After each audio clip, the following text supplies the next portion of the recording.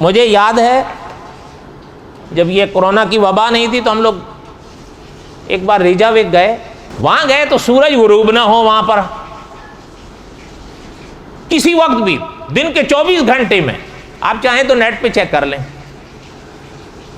تو وہاں ایک جگہ سے گزر رہے تھے تو مسجد نظر آئی, تو مسجد میں داخل ہوئے, جامع مسجد تھی, وہاں امام صاحب سے ملاقات ہوئی. میرا خیال یہ ہے کہ وہ یمن کے تھے اور مدینہ طیبہ کے پڑے ہوئے تھے. تو میں نے ان سے پوچھا, میں نے کہا ابھی ماہ رمضان گزرا تھا, تو میں نے کہا یہاں آپ لوگ روزہ کیسے رکھتے ہیں؟ تو بڑے ہنسے, کہنے لگے بہت لمبا روزہ ہوتا ہے ہمارا. جہاں تک مجھے یاد آ رہا ہے, اگر کوئی غلطی ہوگی تو میری طرف سے ہوگی, کم و بیش 22 گھنٹے کا بتا رہے تھے. کتنا؟ کل ہیں ہی 24 گھنٹے, لیکن وہ لوگ رکھتے ہیں. ایسا نہیں ہے کہ نہیں رکھتے, رکھتے ہیں.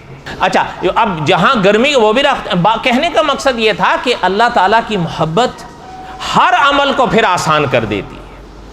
انسان گرمی یا سردی کے موسم میں جب فجر کے وقت سو رہا ہوتا ہے, الصلاۃ خیر من النوم کی صدا کان میں پڑے, اگر دل میں اللہ کی محبت کی لو جل رہی ہے تو انسان اٹھ کے فجر کی نماز ادا کرتا ہے. اور جو میرے جیسے ہوتے ہیں وہ پڑے رہتے ہیں.